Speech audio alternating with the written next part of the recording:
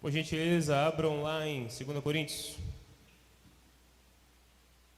2 Coríntios, capítulo 5.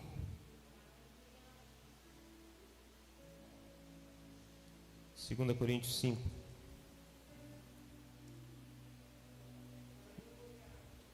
Quem achou, declara todas elas antes da data e sobrando, porque eu sou próspero. Diz assim: portanto, se alguém está em Cristo, ele é uma nova criatura. As coisas velhas são passadas, eis que todas as coisas se tornaram novas. Uma outra tradução diz: pelo que se alguém está em Cristo, nova criatura é. As coisas velhas já passaram, eis que tudo se fez novo. Tudo novo. Querido, a base principal para que a gente mantenha um relacionamento com Deus é entender que precisamos ser uma nova criatura. Ser uma nova criatura, essa questão de se tornar novo, é exatamente ser recriado. Não é você pegar algo quebrado e dali você fazer outra coisa, não. É você recriar. É você transformar no novo, uma nova criatura. E é engraçado porque quando falamos de nova criatura, precisamos voltar lá no início. Quando Deus fez o homem, ali era uma nova criatura, perfeita, em condição divina, caminhava com Deus, conexão total com Deus. Mas o pecado quebrou essa conexão. E ao longo do tempo e ao longo dos anos, o que é que vem separando a humanidade de Deus, senão o próprio pecado? O pecado é que vem ruindo o relacionamento de Deus com os homens. E de diversas formas Deus tentou se comunicar com os homens. Mas a conexão já não era a mesma. Por quê? Porque aquela conexão pura e imaculada foi quebrada por causa do pecado. A obra da redenção não se deu devido a várias tentativas de Deus. Não, Deus tentou enviar os sacerdotes, deu errado, tentou os reis, deu errado, tentou os juízes, deu errado, não. A palavra diz que o Cordeiro ele foi imolado desde a fundação do mundo. Muito antes de qualquer coisa, o plano, a obra da redenção já existia. Aleluia. A obra da redenção, A obra da redenção ela já existia. Então o que foi que aconteceu? Naquele processo de relacionar-se com Deus, na obra da redenção, na concretização dessa obra veio Jesus. E na obra da cruz, Jesus ele restituiu aquilo que se foi perdido no Éden. É bem como Paulo, ele traz Adão como o primeiro homem e Jesus como o segundo Adão. Porque por meio de um veio a morte, por meio do outro a vida. Mas essa restauração não foi algo automático. É preciso uma ação do homem, para que esse espírito que está desativado, ele volte a gritar e chamar: Abba, Pai. É preciso uma confissão. E a partir do momento que o homem todo quebrado, todo destruído, sem nada, mas a partir do momento que ele ergue as suas mãos, a partir do momento que ele confessa o Senhor Jesus como seu Senhor e Salvador, e ele reconhece no seu coração, aquele ser destruído simplesmente é apagado e é recriado novo, perfeito em Deus. Não se trata de você pegar uma pessoa defeituosa e tentar consertar os seus defeitos. É você apagar os seus problemas, os seus defeitos e fazer algo novo. Você entende isso? Então nós fomos recriados. Paulo está dizendo aqui: aquele que está em Cristo é uma nova criatura. As coisas velhas, elas passaram. Já não importa mais aquilo que eu fiz ou deixei de fazer. Deus não está nem aí para isso. Ele quer pegar em suas mãos e começar a criar uma nova jornada a partir daquele momento que você confessou a Cristo. E isso é uma das coisas mais lindas na obra da redenção, na obra da cruz e em todo o processo do Evangelho. Porque desde o início, desde o Éden, Deus dizia que um homem ia nascer e ia pisar na cabeça da serpente. A obra da cruz já estava tramada desde lá. E Deus veio dando indícios, veio dando indícios, veio dando indícios. E na Bíblia tem o que a teologia chama de teofania, que é Deus escondido.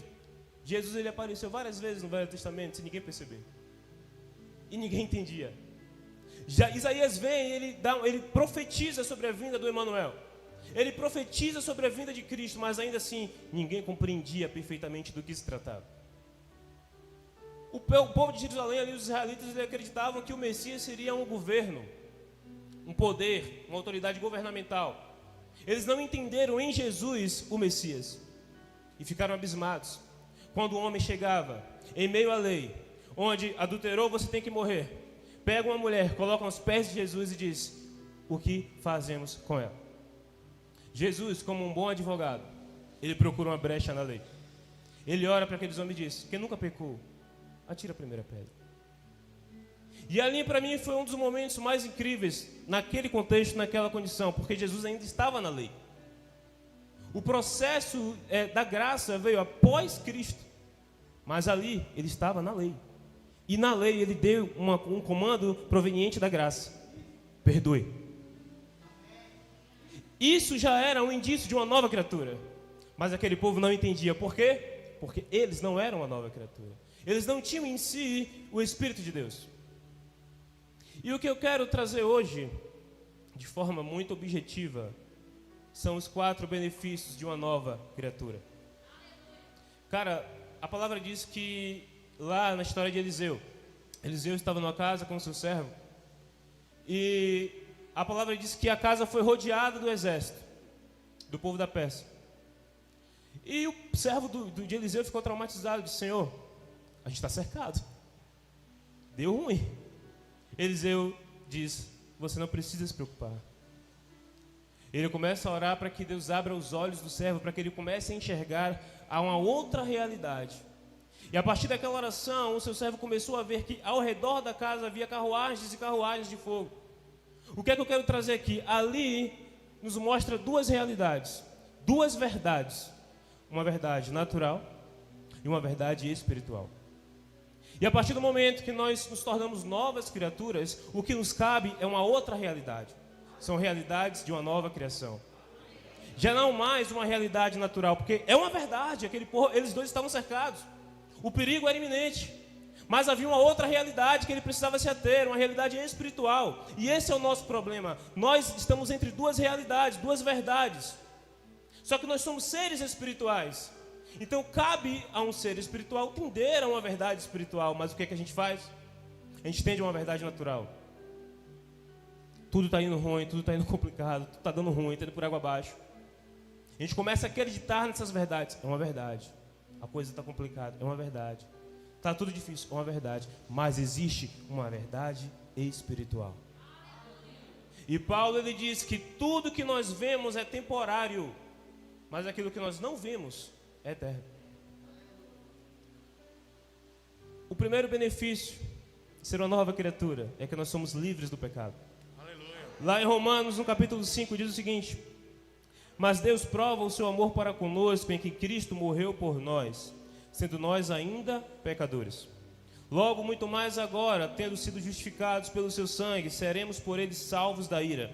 Porque se nós, sendo inimigos, fomos reconciliados com Deus pela morte de seu Filho, muito mais, tendo sido já reconciliados, seremos salvos pela sua vida.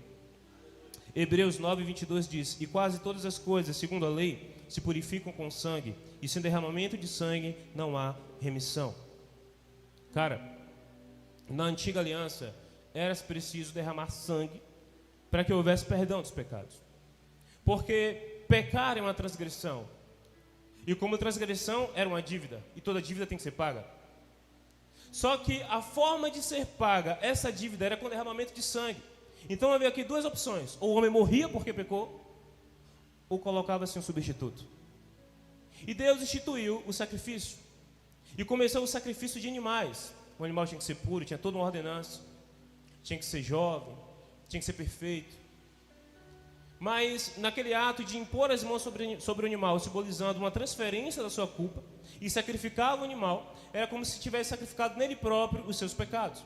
Mas aquilo precisava ser constante, porque aquele animal não tinha poder em seu sangue para tirar o pecado, apenas para encobri-lo. Então era apenas um memorial. Constantemente era necessário. Mas veio o Cordeiro, puro e imaculado, que apenas em um único sacrifício ele retirou o pecado do mundo. Se não existe mais o pecado, então significa que eu não preciso mais pedir perdão e confessar pecado a Deus porque eu já estou perdoado. Sabe, eu vou te falar uma coisa, por favor, tenha maturidade para ouvir. Jesus já perdoou até o pecado que você vai cometer. Até aquilo que você ainda vai errar, Ele já perdoou. O negócio foi tão poderoso que mesmo antes era precisar um sacrifício de animal constante. Ele, o único sacrifício, perdoou os seus pecados eternamente. Lá em João 1,29, no dia seguinte, João viu a Jesus que vinha para ele e disse: eis o Cordeiro de Deus que tira o pecado do mundo. 2 Coríntios 5,21, porque aquele que não conheceu o pecado, Ele o fez pecado por nós, para que fôssemos feitos justiça de Deus. Jesus se fez pecado no seu lugar, porque era necessário que você morresse, cara. Quando Adão pecou, a palavra diz que quando Deus orientou Adão e disse: se você comer dessa árvore, certamente morrerás. A morte era necessária, o derramamento de sangue era necessário para cobrir o pecado. Mas Adão não morreu. Só que se você observar, houve ali o primeiro sacrifício. A palavra diz que Deus fez peles, roupas para Adão, sacrificando o animal. Deus fez o primeiro sacrifício. Mas veio Jesus. Aleluia. Sabe, isso é tão lindo. Isso é tão lindo, porque quando eu paro para pensar que Ele era Deus, ser divino, todo-poderoso, e Ele estava ali sobre tudo, longe de tudo, sem se preocupar com nada de perigo. Afinal de contas, Ele era divino. Mas Ele larga a sua divindade e se torna homem, sendo tentado em todas as coisas, sendo provado em todas as coisas, tendo a possibilidade de errar. Mas era preciso que o sacrifício fosse perfeito, imaculado, puro. E por isso o seu sangue derramado foi o suficiente para não só cobrir, mas retirar o pecado do mundo, cara. O que Jesus fez foi criar uma condição para que a gente vivesse. Uma condição. Não significa que o fato de Ele ter tirado o pecado do mundo não exista pecado. Eu já ouvi heresias a esse ponto, de afirmarem que não existe mais o pecado, que tudo é lícito e que tudo me convém. Mas a verdade é que Ele criou uma condição. Para quê? Para que a gente viva longe do pecado. E se Ele criou uma condição para a gente andar, significa que eu só ando nessa condição se eu quiser. É um passo que eu preciso dar. Não é algo automático, eu preciso desejar isso. Mas o que é ser pecador? E é isso que eu quero trazer nesse tópico. Pecador vem da palavra amatolos, que quer dizer aquele que é dedicado ao pecado. O fato de dizer que nós somos santos porque pecador é uma identidade, e essa identidade nós já não temos mais. Nós somos santos, separados em Cristo. Isso não significa que nós não vamos cometer erros. Mas o pecado, no nosso contexto, na nossa condição, tem que ser um acidente de percurso, não uma prática intencional. Porque pecador é aquele que é dedicado ao pecado. Em Apocalipse diz o seguinte: quem é injusto, faça injustiça ainda. E quem está sujo, suje-se ainda. Mas quem é justo, faça justiça. E quem é santo, santifique-se mais. Não existe meio termo. Aquele que é sujo, suje-se mais. Mas aquele que é santo, santifique-se mais. Onde é que você está? Porque ser livre do pecado não significa que eu não tenho que fazer a minha parte para andar nessa condição. Jesus criou, eu vou repetir, Ele criou um caminho, uma condição para eu andar. Mas eu só vou por aqui se eu desejar. Eu preciso fazer a minha parte. Não é à toa que a palavra diz: fuja da aparência do mal. Fugir da aparência, não é nem do mal. Fez a sombra, corre. John Wesley disse: me dê 5 homens que não temam nada senão o pecado, e eu vou transformar o mundo. Sabe, você não tem que temer o diabo. Ele não tem poder nenhum sobre você. Porque aquele que está em Cristo, o maligno não pode tocar. Mas tema o pecado. Fuja do pecado. E de tudo que possibilite a isso. Corre, cara. Porque só tem uma coisa que pode nos separar de Deus: o pecado. Nem a morte, nem os anjos, nem os demônios, nem nada. Só o pecado. Mas isso não significa que se você pecou hoje, você se afastou de Deus. Porque graças a Deus existe uma condição de perdão. Graças ao sacrifício de Cristo, hoje nós podemos, sem sacrificar nada, sem ir a lugar santo. Não, o lugar santíssimo é você. Você pode parar, estender as suas mãos e dizer: Pai, me perdoe, eu pequei. E naquele mesmo momento, você é perdoado. E você pode seguir em frente. E é isso que o religioso não consegue entender. Ele acha que é preciso pagar penitência, jejuar mais do que o normal para poder compensar o que ele fez. Quem nunca pensou assim? Eu já. Tem que orar mais do que o normal para compensar o que ele fez. Não, tem que ler mais a Bíblia para compensar o que ele fez. Nada é maior do que o sacrifício de Jesus. Não tem nada que você possa fazer para invalidar isso ou para superar isso. O sacrifício perfeito já foi feito. Mas existem duas condições aqui. Provérbios 28:13 diz o seguinte: o que encobre suas transgressões nunca prosperará, mas o que as confessa e deixa alcançará misericórdia. Tiago 5,16: confessai as vossas culpas uns aos outros e orais uns pelos outros para que sareis. Existem dois tipos de confissões. Eu preciso confessar a Deus para ser perdoado. Eu preciso confessar ao homem para ser curado. Se eu não confessar ao homem e confessar apenas a Deus, eu sou até perdoado. Mas a possibilidade de você voltar a cometer o mesmo erro é enorme. Você não foi curado. Mas quando eu confesso a Deus e confesso ao homem, eu sou perdoado e curado. Amém. Sabe, cara, logo quando eu cheguei aqui na Betel, não era Betel, mas enfim. Logo quando eu comecei a caminhar com o pastor Timóteo, eu vacilei também, eu cometi meus erros. E eu fiquei pensando: eu devo falar isso para ele? Acho que não. Eu pedi perdão a Deus, eu estou tudo bem, está de boa. Mas aquilo ficou me perturbando o tempo todo. E eu fui em busca de um pastor lá de Santa Catarina.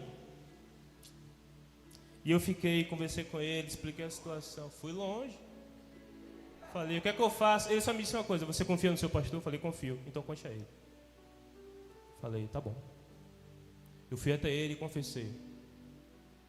Me tratou com muita misericórdia. Eu achei que ele ia me esganar, mas foi misericordioso, me direcionou, me guiou. E eu fui curado. Nós tememos contar os nossos erros porque ninguém quer expor sua fragilidade, se tornar vulnerável. Mas você se torna vulnerável quando você encobre as suas transgressões. Vulnerável ao diabo. Quando você confessa, você se protege, brother. Se proteja. É melhor você confessar hoje do que amanhã. Confesse. Mas eu preciso confessar a Deus para ser perdoado e ao homem para ser curado. E caminhando nessa condição, lá em Colossenses 2,14 diz assim: havendo riscado a cédula que era contra nós nas suas ordenanças, a qual de alguma maneira nos era contrária, e a tirou do meio de nós, cravando-a na cruz. Toda a dívida que nós tínhamos foi paga. Nós não devemos nada, pelo sangue de Cristo. E quando Deus olha lá de cima, Ele olha para você e sabe o que Ele vê? O sangue de Cristo. Deus detesta o pecado, mas quando você peca, Ele olha para você e Ele lembra o sangue de Cristo. Ele olha para você, Ele vê a imagem do próprio Filho. Eu imagino, conjecturando aqui, que Ele para e pensa: eu vou esperar Ele pedir perdão e confessar. Mas se Deus já sabe o que eu fiz, Ele já perdoou o que eu vou cometer, por que eu tenho que pedir perdão? Porque a confissão é um reconhecimento. Quando eu confesso, eu reconheço o que eu fiz. E se você não reconhece o que você fez, você não vai mudar. É preciso que eu reconheça a posição que eu estou. Sabe o que é interessante? Salomão, ele ora a Deus e diz assim: Senhor, eu não sei o que fazer. Eu não sei como entrar nem como sair. O Davi tinha acabado de morrer. Como é que eu vou guiar esse povo? Ele reconheceu o lugar que ele estava.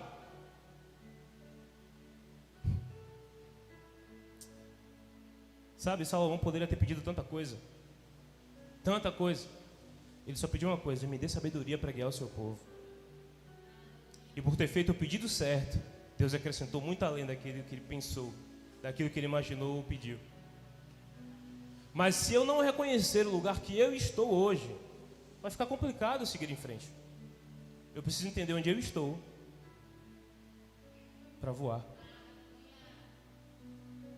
Se eu não entender que eu sou frágil, se eu me colocar numa posição de imbatível, para todo super-homem tem uma criptonita. Eu não posso me colocar na posição de imbatível, eu não sou. Para todo super-homem tem uma criptonita. Qual é a sua? Eu sei qual é a minha. Fuja, cara. Agora, o Todo-Poderoso, Ele habita em você e te faz todo-poderoso nele. E em Deus podemos sim todas as coisas. E quando estamos em Deus, o maligno não pode nos tocar, mas é nele. Não é fora disso. Porque aquele que está em Cristo, Cristo é um lugar. E se eu não estiver neste lugar, eu sou vulnerável. Só que entenda, para estar em Cristo é necessário prerrogativas. Confessei hoje, amém, você está em Cristo, mas tem que permanecer nele. É que nem confessou a Cristo, o Espírito foi recriado, bum, meu Espírito agora clama, Abba Pai, Abba Pai, Abba Pai. E agora? Agora cabe a você se encher. Você já tem algo ali te direcionando, te impulsionando para a presença de Deus. Qual é a sua? Buscar. Ser intencional nisso. E correr para isso.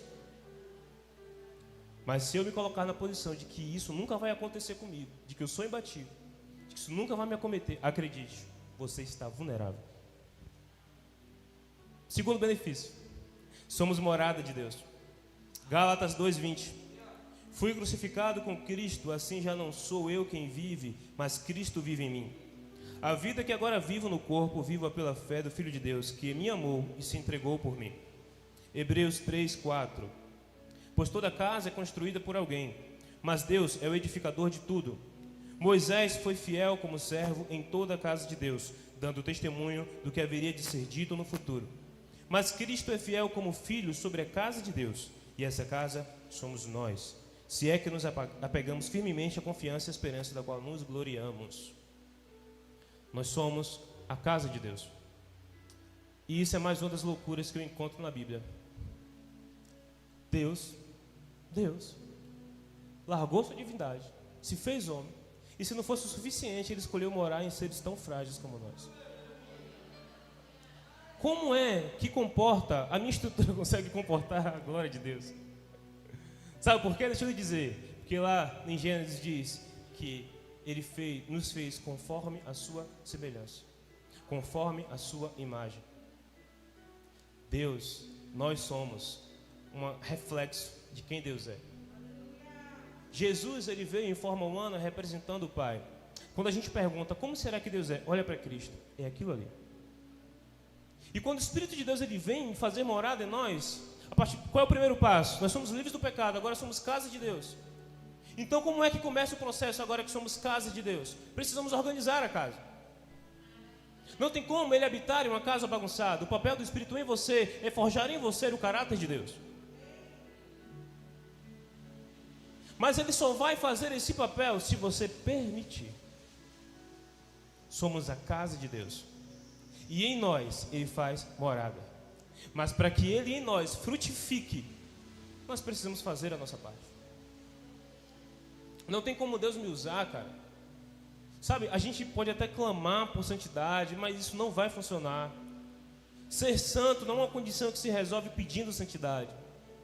Ser santo é uma condição que você intencionalmente escolhe caminhar no processo de santificação. Ser santo, porque a galera entende santidade como algo bem diferente. Ser santo não é ser imbatível, impecável. É ser separado para viver em algo novo.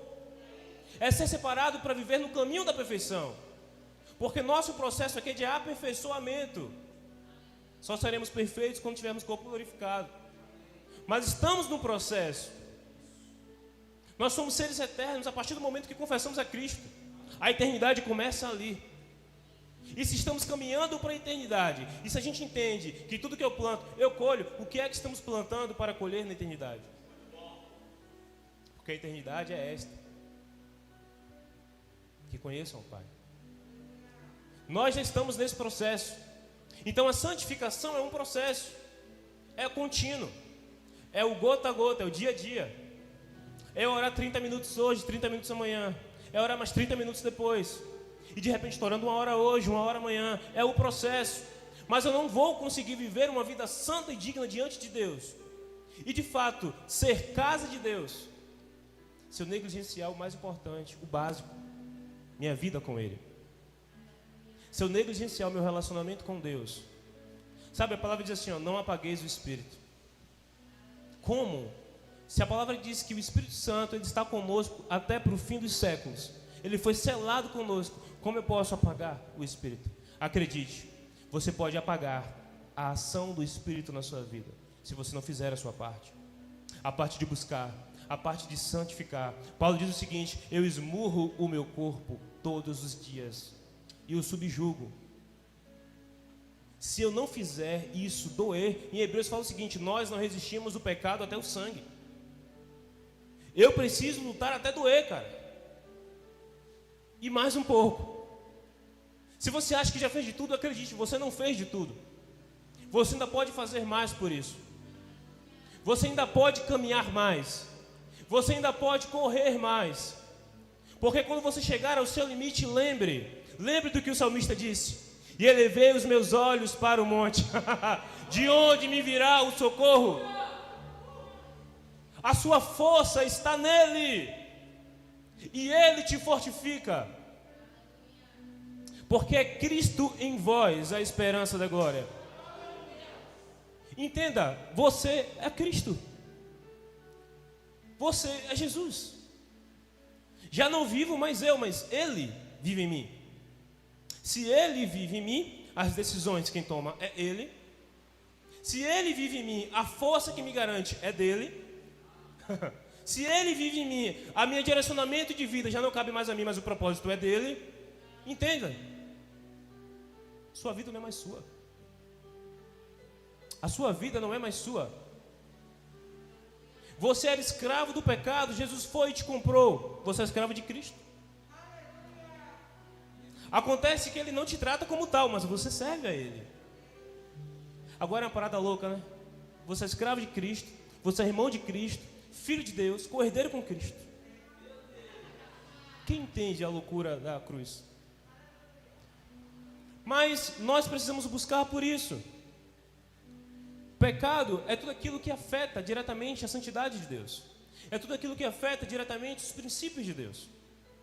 Por exemplo, família é um princípio, sim ou não? Sim. Sim ou não? Sim. Deus estabeleceu a família como princípio. Qual é o conceito de família para Deus? Macho e fêmea. E a sua prole? O que passar disso e fere isso é o quê? Pecado. Dizimar, primiciar e ofertar é princípio estabelecido por Deus, sim ou não? Amém. Se você não dizima, não oferta, não primicia, você está cometendo o quê? Ficou baixo. Pecado. Então o pecado é tudo aquilo que ofende diretamente os princípios de Deus. Tudo aquilo que ofende diretamente a santidade de Deus. Como é que eu preciso saber se eu estou pecando? Pare e pense os princípios que Deus estabeleceu. Você está ferindo esses princípios ou você está estabelecendo esses princípios na sua vida?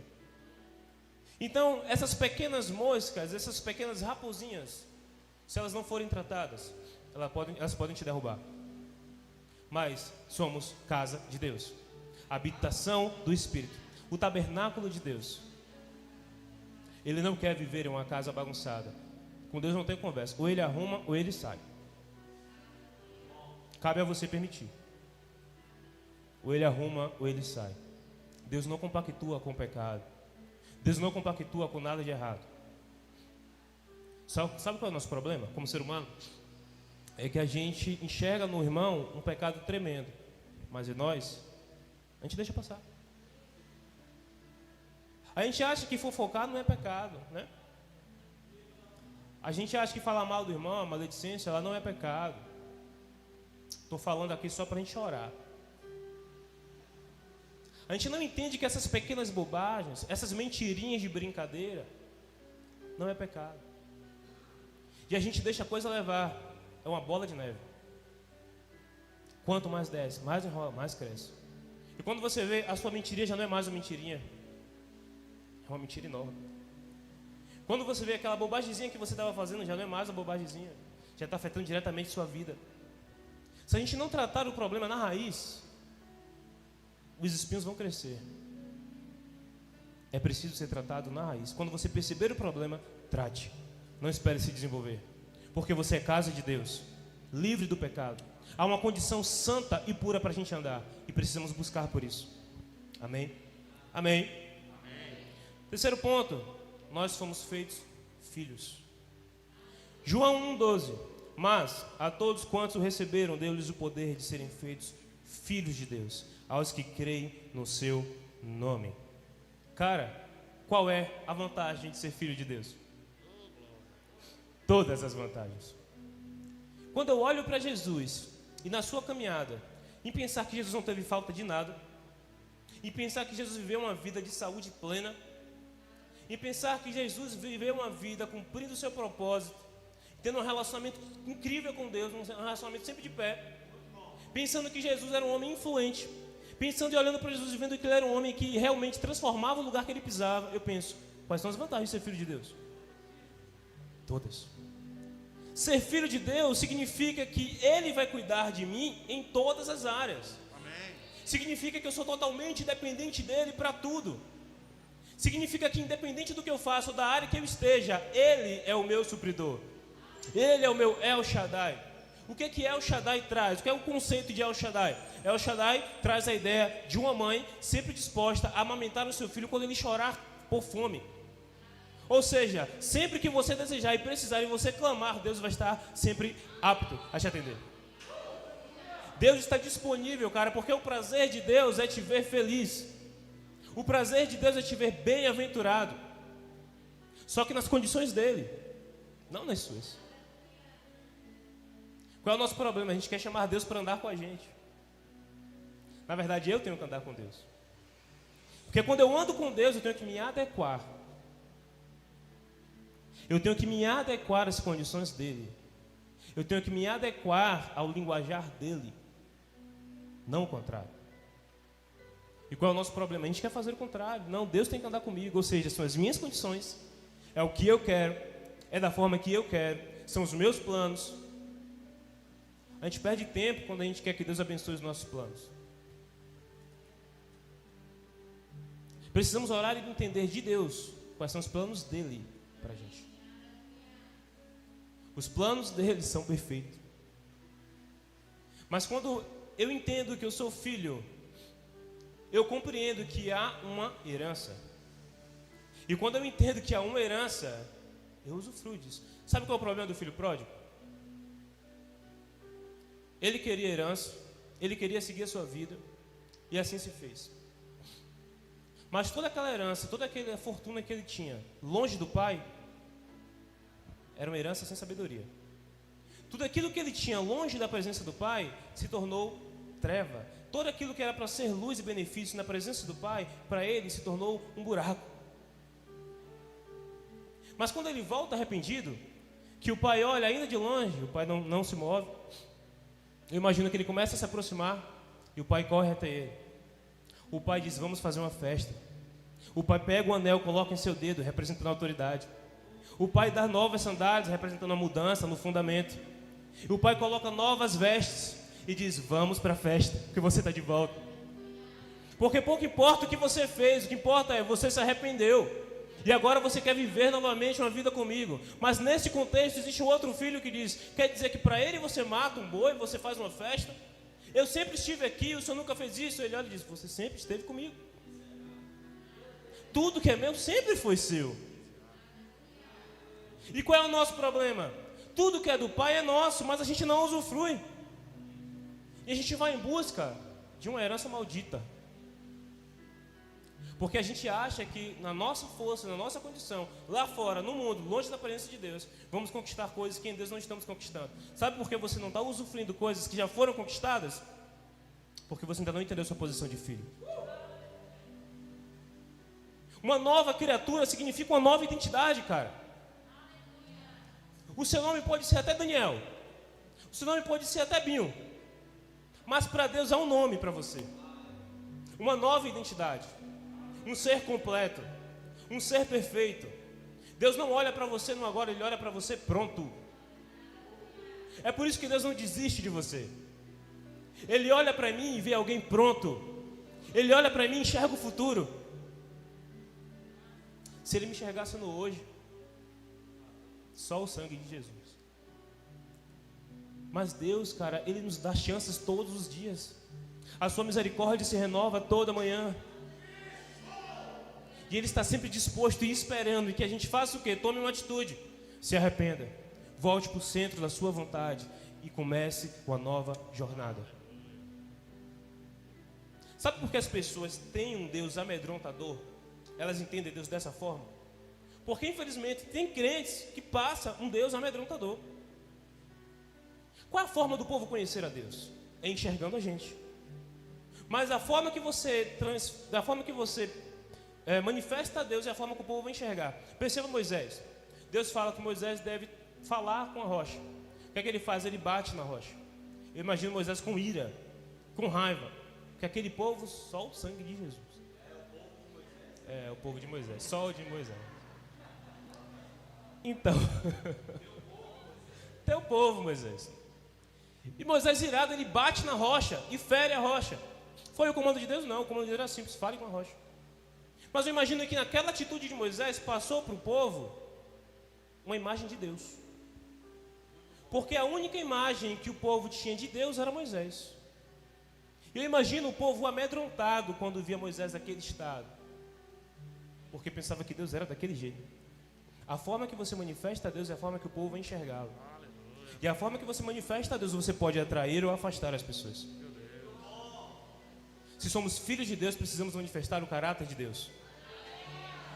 Porque os discípulos chegam para Jesus e dizem assim, Jesus chega para os discípulos e diz assim: quem vê a mim, vê o Pai. Quem vê você, vê o Pai? Será que quem me vê, vê o Pai? Porque nós somos como cartas vivas. As pessoas estão nos lendo o tempo inteiro. O que é que está escrito? Qual é a mensagem que as pessoas estão lendo? Essa é a nossa preocupação. Para encerrar, nós temos uma herança em Cristo. Romanos 8,17. E se nós somos filhos, somos logo herdeiros também, herdeiros de Deus e co-herdeiros de Cristo. Se é certo que com Ele padecemos, para que também com Ele sejamos glorificados. Existem algumas condições, como eu falei, que Jesus ele nos possibilitou. Primeiro, perdão pelos pecados, Romanos 5,17. Porque se pela ofensa de um só homem a morte reinou por esse, muito mais os que recebem a abundância da graça, ao dom da justiça, reinarão em vida por um só, Jesus Cristo. Pois assim, por uma só ofensa veio o juízo sobre todos os homens para condenação. Assim também por um só ato de justiça veio a graça sobre todos os homens para a justificação de vida. Porque como pela desobediência de um só homem, muitos foram feitos pecadores, assim, pela obediência de muitos serão justos. Pela obediência de muitos serão justos. Veio, porém, a lei para que a ofensa abundasse, mas onde abundou o pecado, superabundou a graça. Segunda condição, cura, Isaías 53. Verdadeiramente, Ele tomou sobre si as nossas enfermidades, e as nossas dores levou sobre si. E nós o reputávamos por aflito, ferido de Deus e oprimido. Mas Ele foi ferido por causa das nossas transgressões, e moído por causa das nossas iniquidades. O castigo que nos traz a paz estava sobre Ele, e pelas suas pisaduras fomos sarados. Ele nos condicionou uma vida de riqueza. 2 Coríntios 8:9. Porque já sabeis a graça de nosso Senhor Jesus Cristo, que sendo rico, por amor de vós, se fez pobre, para que pela sua pobreza enriquecêssemos. Ele nos condicionou uma vida abundante. O ladrão não vem senão para roubar, matar e destruir. Eu vim para que tenham vida e tenham com abundância. João 10:10. E para finalizar, eu quero contar uma historinha. Relaxa, não são as histórias que eu leio por aí. Dizem que na Segunda Guerra Mundial, se isso de fato é verídico ou não, eu não sei. Mas dizem que na Segunda Guerra Mundial, quando Hitler estava perdendo, ele começou a recrutar todos os jovens. Tudo que era jovem, real, né? Real, já confirmaram. Todos os jovens ele começou a recrutar, era obrigatório ir para o exército. E havia um pai, um amante da pintura, um amante da arte, tinha vários quadros caríssimos em sua casa. E o filho desse homem foi recrutado. E foi aquele desespero em pensar que ele poderia não voltar da guerra, mas tinha que ser feito. E ele foi. Partindo para a guerra, lá no meio do fogo cruzado, armaram uma emboscada, ele e os amigos, os colegas que estavam ali junto com ele. E para que todos tivessem a possibilidade de fugir, ele se sacrificou, ele se fez de isca. Ele ficou, morreu e os outros puderam fugir. Mas todo mundo sabia o nível do amor que o pai tinha por aquele menino. Todo mundo sabia como era a relação daqueles dois. Eles ficaram pensando, como vamos dar essa notícia para o pai? No percurso para casa, eles encontraram um artista de rua. E por pai ser um amante da arte, eles tinham uma foto do garoto com eles. E eles pensaram, vamos fazer um quadro da arte, do rosto desse menino e entregar para o pai como forma de recordação. E assim se fez. O artista pintou o quadro, chegou lá, ele chegou para o pai, contou toda a história. O pai entrou em lágrimas, entrou em desespero, mas aceitou aquele quadro. Em sua casa, ele tinha um lugar específico que tinha um quadro mais caro. Ele retirou aquele quadro e colocou o quadro do seu filho. E batizou o nome do quadro justamente assim, o filho. E nesse percurso, ao longo do tempo, o rapaz veio a óbito, já era idoso. E no seu testamento havia um comando, que todos os seus quadros deviam ser leiloados. Então, ali acho que é o juiz, não sei, que faz o leilão, ele estava ali, leiloando todos os quadros, e ele começou pelo primeiro quadro, o filho. E ele, olha, esse daqui é um quadro, não é de ninguém famoso, porém, no testamento eu tenho a obrigação de fazê-lo primeiro. Então ele começou a leiloar o quadro, e dou-lhe uma, dou-lhe duas, um preço baixíssimo, ninguém queria aquele quadro, afinal, quem era aquele menino? E as pessoas começaram a pedir os quadros mais caros, os quadros mais famosos, ninguém queria aquele quadro chamado O Filho, quem era aquela criatura? Mas um idoso levantou a mão e disse, eu quero esse quadro. Eu ofereço um valor determinado. E naquele momento o juiz ele bateu o martelo e encerrou o leilão. Todo mundo perguntou, mas e os outros quadros? Como vai ser leiloados os quadros? O rapaz olhou e disse, olha, no testamento diz o seguinte, que aquele que levasse o filho, levaria tudo. Aquele que levar a Cristo, leva tudo. Nele estão todas as coisas, toda a riqueza, toda a condição de vida perfeita e abundante está nele. E quando aceitamos e confessamos Jesus como nosso Senhor e Salvador, nós levamos tudo. Toda a herança, toda a condição, toda a conquista da cruz está em Jesus. Fiquem de pés.